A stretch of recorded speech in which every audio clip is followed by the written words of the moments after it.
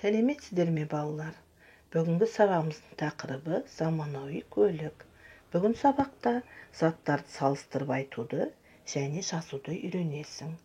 Жаңа сөздермен танысайық. Заманауи, современный, сапалы, качественный, қуатталады, заряжается.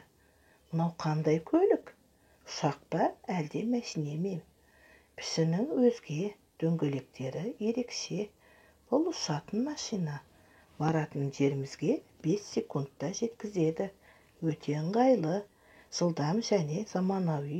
Бұл машинелер токпен қуатталады. Өте сапалы, ең бастысы қауіпсіз. Есте сақтайық. Дөңгелек сөзі пішін мағынасында және көліктің бөлшегі мағынасында қолданылады. Көп нүктенің орнына рақ, рек, қосымшаларының тестісін қойып оқы. Бұл машина ыңғайлы. Бұрынғы заман көліктеріне қарағанда жылдам, дөңгелектері жақсы. Машинаның дөңгелектері үлкен. Ал енді салыстырайық. Бұл машина ыңғайлырақ.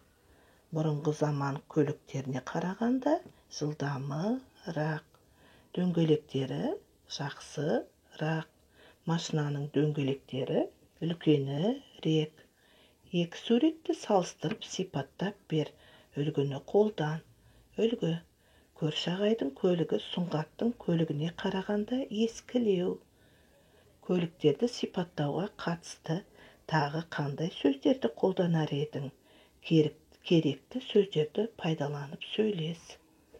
Керекті сөздер: сәнді, қауіпсіз, жаңа, ескі, заманауи, ыңғайлы, жылдам, қауіпті, таза, пайдалы, мықты, сапалы, озық үлгіде күннен қуат алады.